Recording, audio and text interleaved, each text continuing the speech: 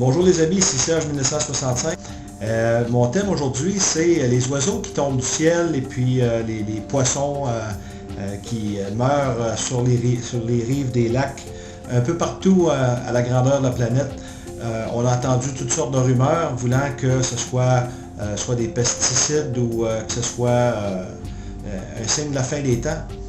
Mais aussi les gens essaient de se convaincre que ça peut être la fuite d'huile qui avait eu lieu au sud de la Floride, disant que c'est un peu à cause de ça que les oiseaux, les poissons meurent. Eh bien, moi ce que j'aimerais vous apporter aujourd'hui, c'est une perspective biblique, car le Seigneur est celui qui a créé le ciel et la terre, les hommes, les poissons et les oiseaux.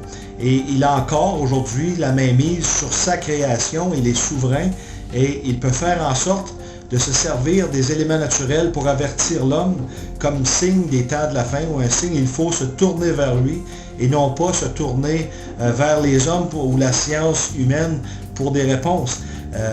La science a été inventée par l'homme pour essayer de comprendre l'œuvre de Dieu parce que l'homme manquait de moyens pour essayer de mesurer, si vous voulez, l'œuvre de Dieu. Mais il reste que la grande sagesse appartient au Seigneur et l'homme a besoin des Saintes Écritures pour comprendre la main invisible de Dieu à l'œuvre dans nos vies. Et l'homme sans Dieu court à sa perte. Et nous voyons depuis les 40-50 dernières années le rejet de Dieu dans nos vies.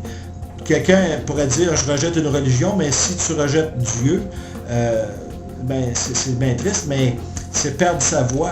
La question n'est plus de savoir si Dieu existe. La question est plutôt de savoir, c'est plutôt quand est-ce qu'il va revenir. Et d'après les Saintes Écritures, comme je l'avais déjà dit dans une autre vidéo, le Seigneur est à la porte. Et tout comme il y a quelques années, ceux qui remarquent les choses se sont aperçus que les abeilles avaient cessé de produire le miel. Mais moi, je vous mets sous les yeux le fait que les abeilles appartiennent à Dieu et les oiseaux des cieux, la même chose, et les poissons de la mer. Cette création lui appartient en propre, nous lui appartenons, même si nous pensons avoir une sorte d'autorité sur nos vies, ce n'est que de se tromper soi-même, car Dieu est celui qui décide à tout moment si les oiseaux vont mourir ou même l'être humain. C'est lui qui décide quand nous allons partir d'ici.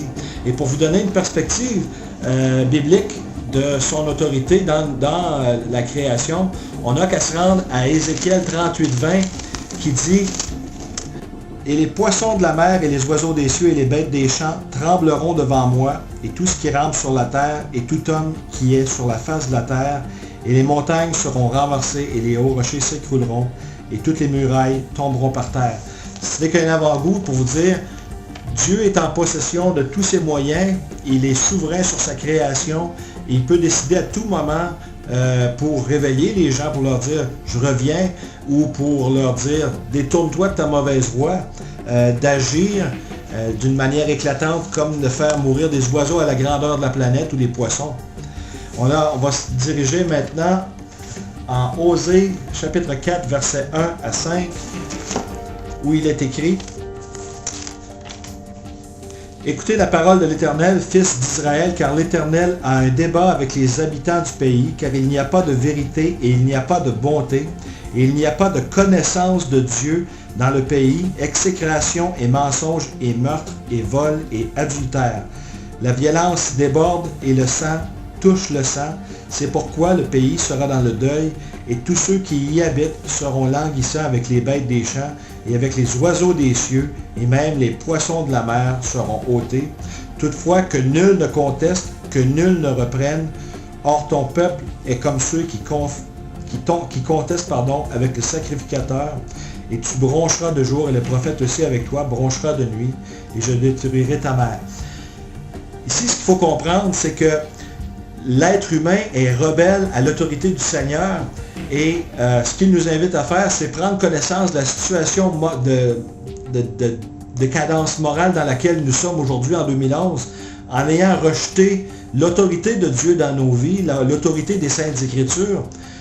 parce qu'en rejetant la religion ou nos religiosités, c'est une chose, mais rejeter l'autorité de Dieu, c'est simplement se tendre un piège à soi-même, parce que Dieu a, en principe, a la mainmise sur, il est propriétaire de l'être humain, comme il le dit dans les Saintes Écritures. Et quand il envoie un signe comme ça, c'est pas pour nous effrayer, c'est plutôt pour nous dire, réveillez-vous, tournez-vous vers moi maintenant. Et ne pas se tourner vers les médias ou les médias à sensation qui ne comprennent pas ce qui se passe, ou parfois même comprennent très bien ce qui se passe, mais au lieu d'informer les gens, désinforment les gens, ils les tiennent dans l'ignorance. On a un autre exemple en Sophonie chapitre 1, versets 1 à 5, où il est écrit « La parole de l'Éternel qui vint à Sophonie, fils de Coushi, fils de Guédalia, fils d'Amaria, fils d'Ézéchias, dans les jours de Josias, fils d'Amon, roi de Juda. J'enlèverai tout dessus la face de la terre, dit l'Éternel. Je détruirai les hommes et les bêtes, je détruirai les oiseaux des cieux et les poissons de la mer et les pierres d'achoppement avec les méchants. Et je retrancherai l'homme de dessus la face de la terre, dit l'Éternel, et j'étendrai ma main sur Juda et sur tous les habitants de Jérusalem, et je retrancherai de ce lieu le reste de Baal et le nom des Camarim, avec les sacrificateurs et ceux qui se prosternent sur les toits devant l'armée des cieux, et ceux qui se prosternent devant l'Éternel, qui jure par lui et qui jure par le roi.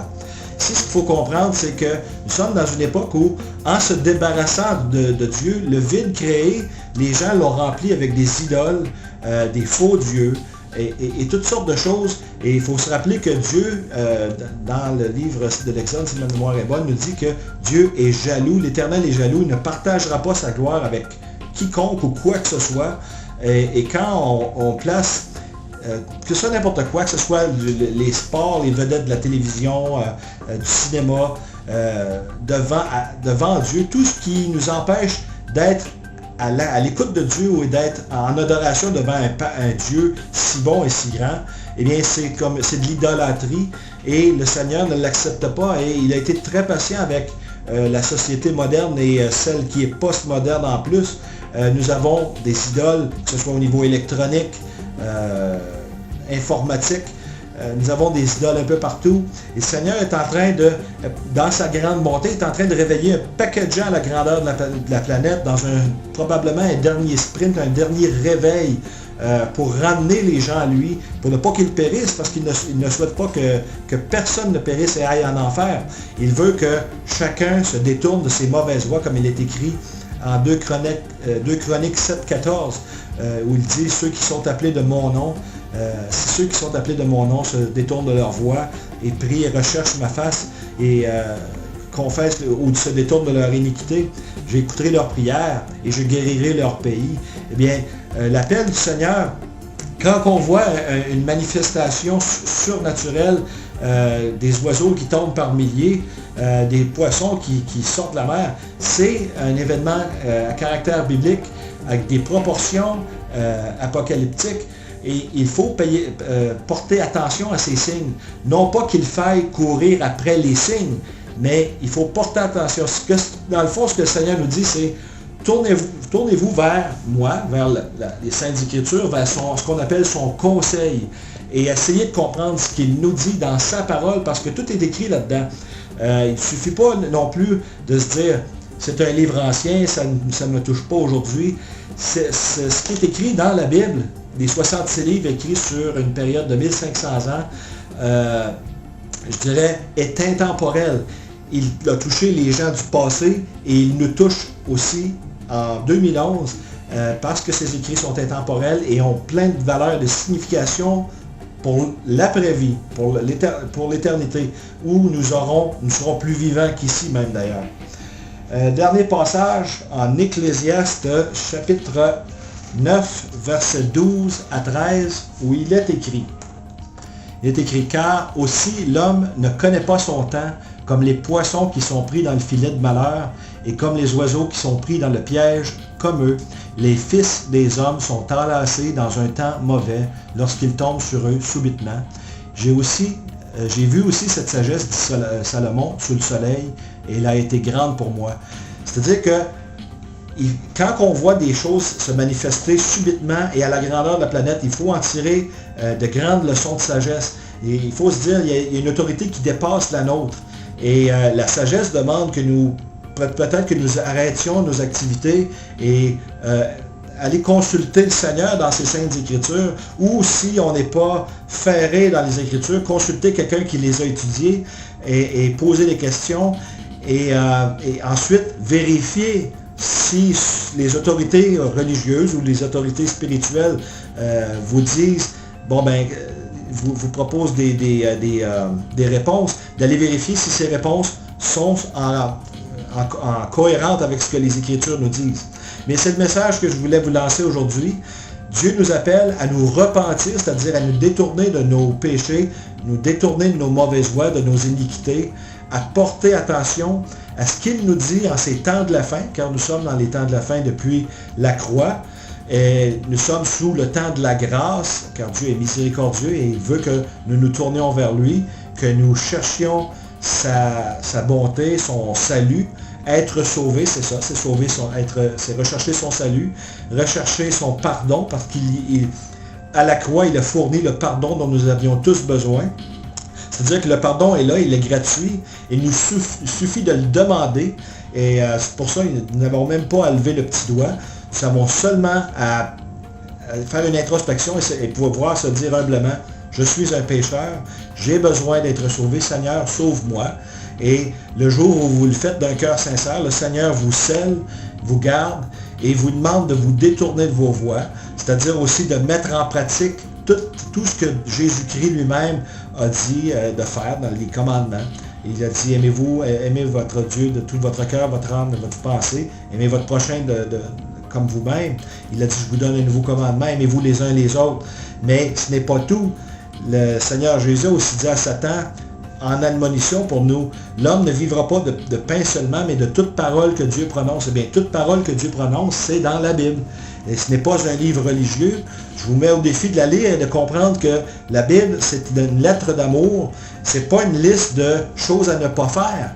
C'est plutôt une liste de choses à faire pour être protégé. Parce que il n'y a pas simplement la vie physique, laquelle vie nous pouvons discerner facilement par nos cinq sens. Il y a tout l'aspect spirituel des choses. Il y a une guerre au niveau spirituel.